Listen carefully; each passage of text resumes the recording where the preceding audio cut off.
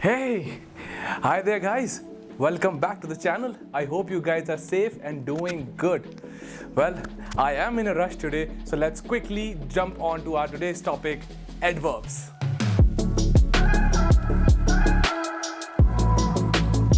So right off the bat, let us define an adverb. An adverb is a word that modifies a verb, an adjective, an adverb और a complete clause in a sentence. यानी क्या कह रहे हैं, adverb एक ऐसा word होता है जो किसी भी सेंटेंस में वर्ब को या तो फिर एडजेक्टिव या फिर किसी एडवर्ब या फिर उस सेंटेंस में किसी पूरे क्लॉज को मॉडिफाई कर देता है. मॉडिफाई करने से हमारा क्या मतलब है, जो मैंने अपनी पिछले वीडियोस में भी आपको समझाया था. मॉडिफिकेशन का मतलब है कि जिस भी चीज़ की हम बात कर रहे हैं, जो भी हमारे कॉन्वर्जेशन का सेंटर है, उसके बारे में एक्स्ट्रा इन्फॉर्मेशन निकालना. अब नाउन और प्रोनाउन के बारे में एक्स्ट्रा इन्फॉर्मेशन तो हमें एडजेक्टिव्स निकाल के देते हैं. ये हमने हमारी एडजेक्टिव्स वाली वीडियो में डिस्कस कर लिया था. अब मैंने तब भी आपको बताया था एडवर्ब और एडजेक्टिव में क्या फ़र्क है. सिर्फ इतना ही फ़र्क है, काम दोनों का सेम है. फ़र्क ये है कि वो काम कर रहे किसके लिए हैं. एडजेक्टिव वो काम करता है नाउन और प्रोनाउन के लिए, यानी एडिशनल इन्फॉर्मेशन निकालना. एडवर्ब ये काम करता है किसी वर्ब के लिए, एडजेक्टिव के लिए, किसी दूसरे एडवर्ब के लिए उस सेंटेंस में, या तो फिर एक पूरे क्लॉज के लिए. इसको हम केस बाय केस एग्जांपल्स से और समझ लेते हैं. पहला एग्जांपल देता हूं आपको. Jack is tall. Jack tall, noun की क्या है प्रॉपर्टी, वो टॉल है. इसी सेंटेंस को अब मैं मॉडिफाई करता हूं. Jack is very toll.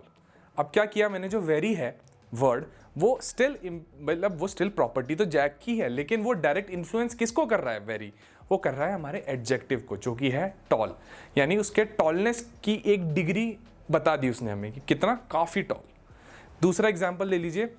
The race finished quickly, यानी रेस हमारा सब्जेक्ट, क्विकली एडजेक्टिव, जो बता रहा है कि रेस जल्दी खत्म हो गई. अब मैं कहता हूं the race finished too quickly, यानी बहुत ही जल्द खत्म हो गई, झट से खत्म हो गई. तो ये जो टू है, ये बात अभी भी रेस की कर रहा है, लेकिन ये डिग्री या इम्पैक्ट किस पे डाल रहा है, ये डाल रहा है हमारे एडजेक्टिव पे, which is quickly.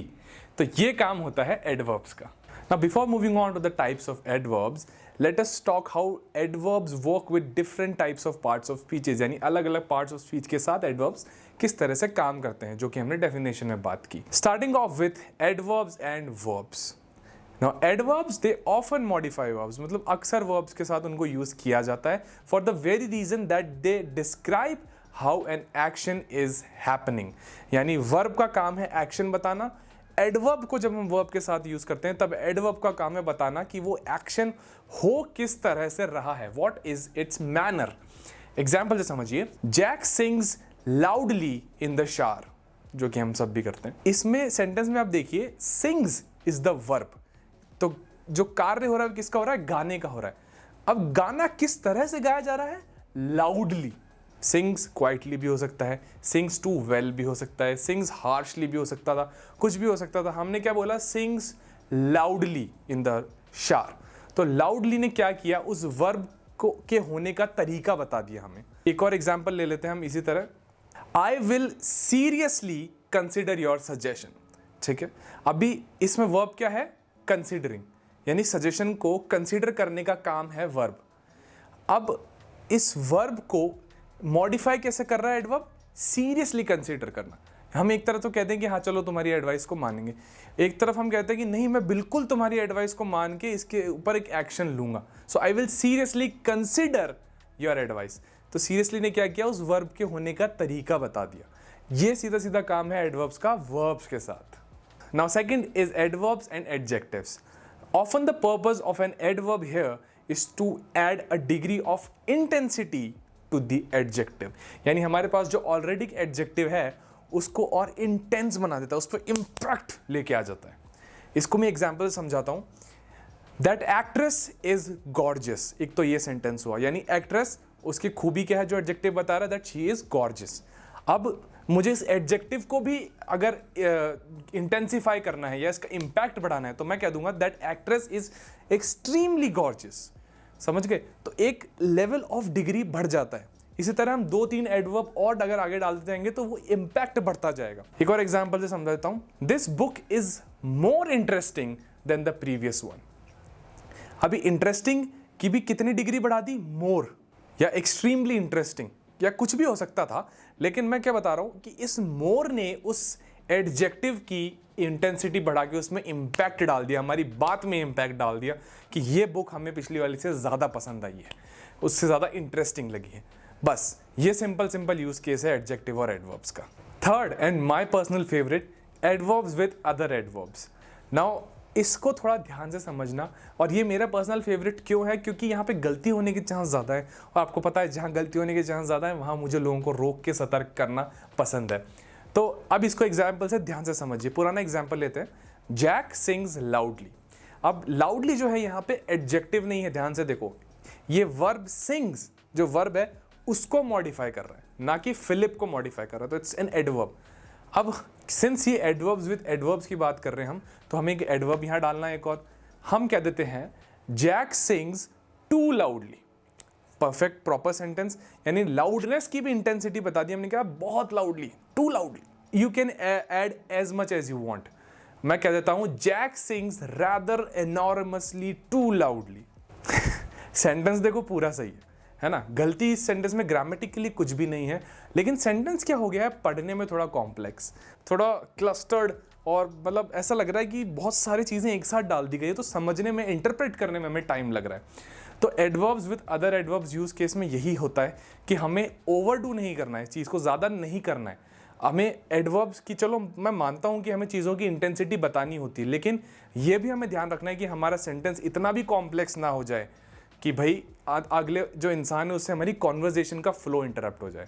And number fourth is adverbs and sentences. Now यहाँ क्या हो रहा है, एडवर्ब्स पूरे के पूरे सेंटेंसेस को ही मॉडिफाई कर देते हैं, और इसमें एडवर्ब सेंटेंस के स्टार्टिंग में लगते हैं। इसमें क्या क्या आ जाते हैं, जैसे सरप्राइजिंगली, फॉर्चुनेटली, अनफॉर्चुनेटली, इंटरेस्टिंगली, इस तरह के वर्ड्स।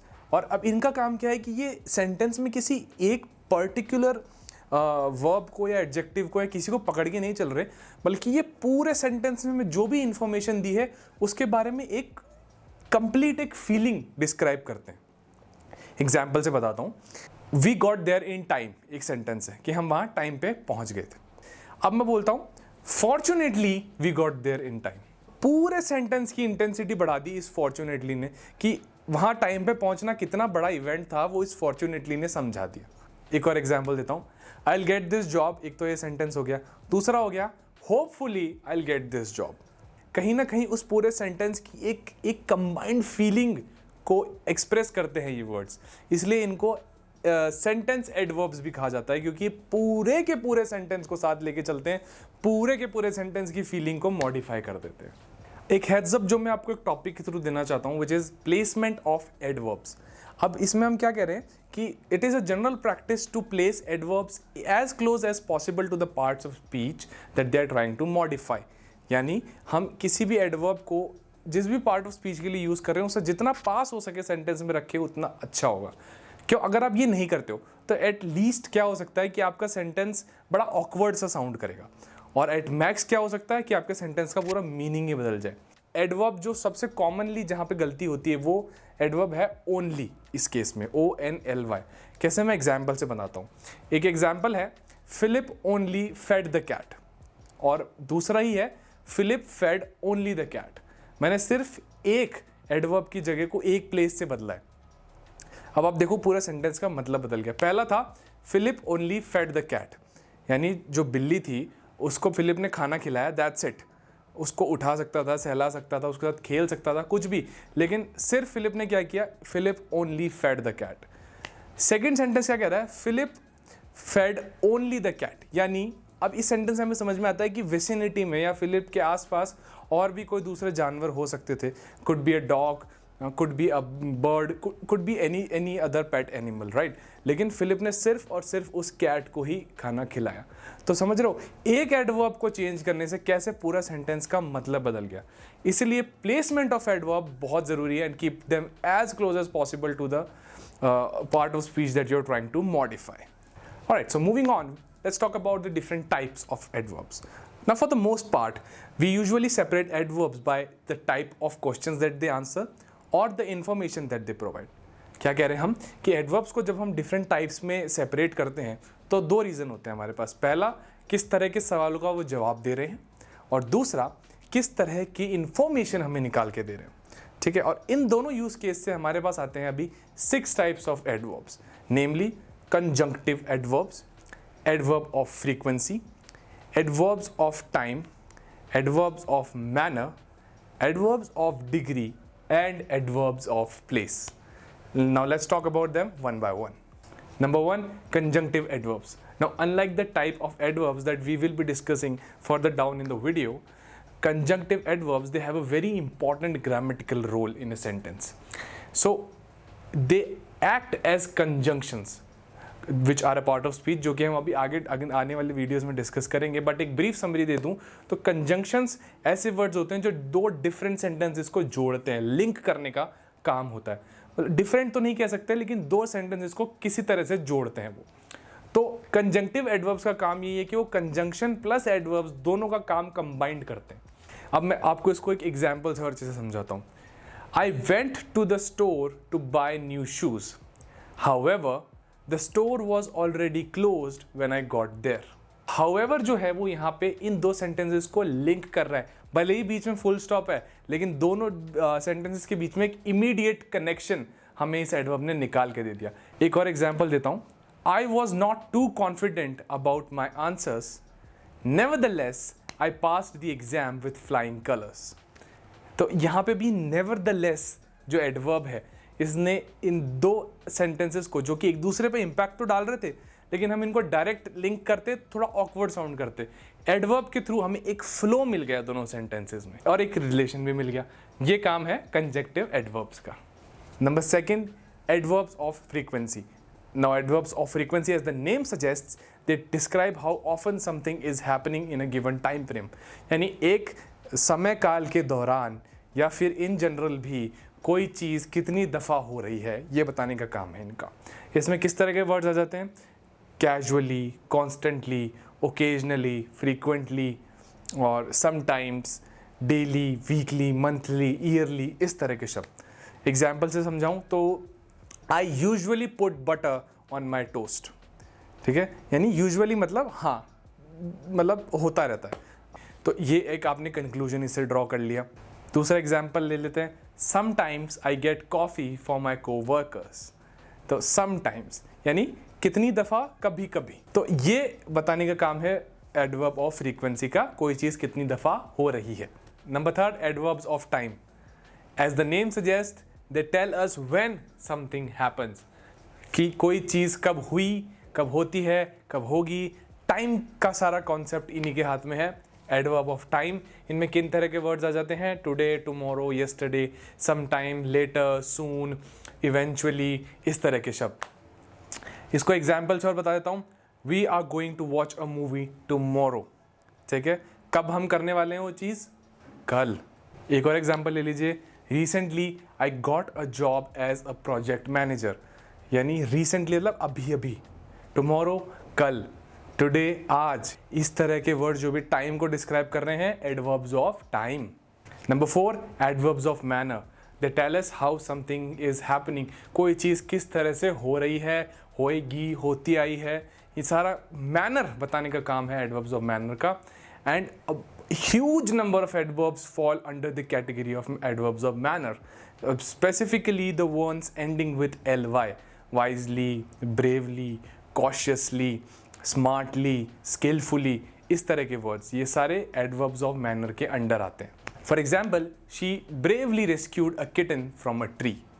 तो ब्रेवली काम क्या है, वर्ब क्या थी उसकी? रेस्क्यूड, लेकिन किस तरह से रेस्क्यू किया? ब्रेवली, बहादुरी का काम था ये। Second example, I wisely took an extra helmet with me. तो वाइजली ये भी एक तरह का एडवर्ब ऑफ मैनर है। Number 5, adverbs of degree.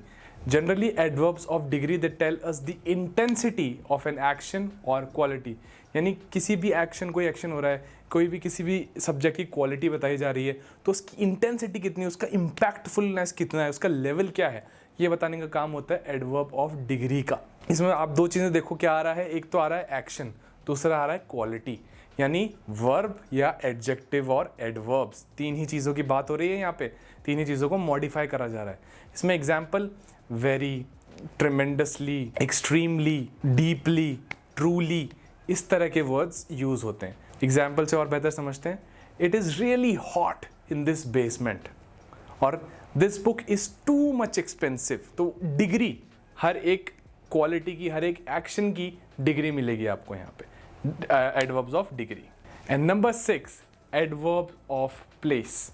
Now as the name suggests, they tell us where something is happening. कोई भी चीज़ कहाँ हो रही है, कहाँ होने वाली है, उन सब का काम है adverb of place के अंदर. इसमें किस तरह के आ जाते हैं हमारे here, there, over, under, off, near, far, left, right, south, west, north, east.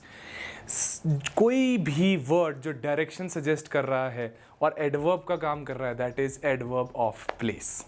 For example, I can't find my keys anywhere, मतलब मुझे मेरी चाबी कहीं नहीं मिल रही. Second example, the lost travellers went north until they found a small temple. North, कहाँ चलते गए? एक डायरेक्शन में चलते गए, और डायरेक्शन क्या थी? नॉर्थ. कोई भी डायरेक्शन हो सकती थी, लेकिन नॉर्थ बोल के हमने स्पेसिफाई कर दिया, मॉडिफाई कर दिया, हमें मिल गया adverb of place. And that's it for this video everyone. I hope it was helpful and informative for you. As always, I am open to your feedbacks, your suggestions as to how can I improve my content in the coming future. So yeah, do reach out to me for that, or for any other queries that you have. All of my social media handles will be listed down in the description. And with that, I'll see you all in the next one. Till then, stay safe, take care, bye bye, cheers.